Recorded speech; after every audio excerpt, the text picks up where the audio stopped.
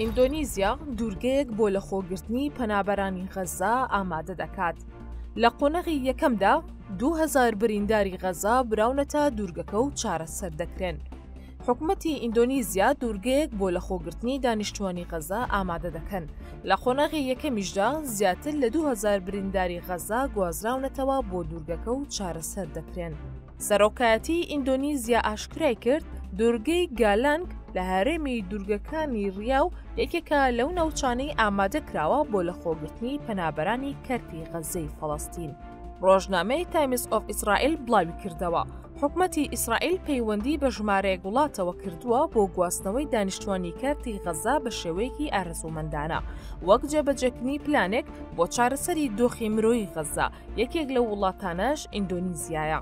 بڵاوبوونەوەی ئەو زانیاریانە لە کاتێکدایە حکوومەتی جاکارتا ئاماژەی بەوە کردووە کە وەرگرتنی پەنابەرانی غەزا کاتیە و تەنها بە مەبەستی چارەسەری خێرای بریندارەکان تا ئەو کاتەی شەڵ لە غەزا بەردەوام دەبێت. لە بەرامبەردا چاودێران پێیان وایە هەر کەسێک لە غەزا دەربچێت ئیسرائیل جارێکتر ڕێگەی پێنادات بگەڕێتەوە. لە ئێستادا زیاتر لە 2000 برینداری کەرتی غەزە و ئەوانەی پێویستیان بە چارەسەرە لە دوورگەی گالانگ چارەسەری تەندروستی وەردەگرن. لە دوورگەکە باشترین چاودێری تەندروستی پێشکەشی ئەو کەسانە دەکرێت. تیمێکی شارەزا و پسپۆڕ و بە ئەزمون لە دوورگەکەن و وەک ناوەندێکی گەورەی لە خۆگرتن و چاودێری و چارەسەر کار دەکەن.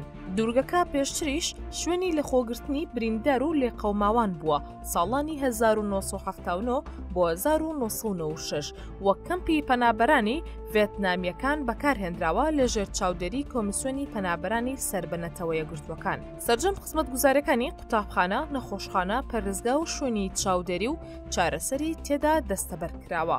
لە سەروبەندی بڵاوبوونەوەی نەخۆشی کۆرۆناش چارەسەری زیاتر لە 21,000 توشبووی کۆرۆنای کردووە و تا ساڵی 2022 وەک ناوەندی چارەسەری کۆڤید-19 و پەتاگوازراوەکان بەکارهێنراوە.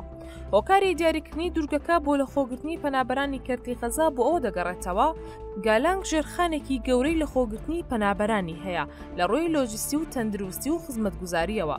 دوورگەی گالانگ دەکەوێتە دووری 33 کیلۆمەتر لە باشووری ڕۆژئاوای پایتەختی هەرێمی دوورگەکانی ڕیا و زیاتر وەک ناوچەی دابڕاو و کەرەنتینە و لەخۆگرتنی پەنابەران و چارەسەری نەخۆشی و درم و پەتاکان بەکاردێت.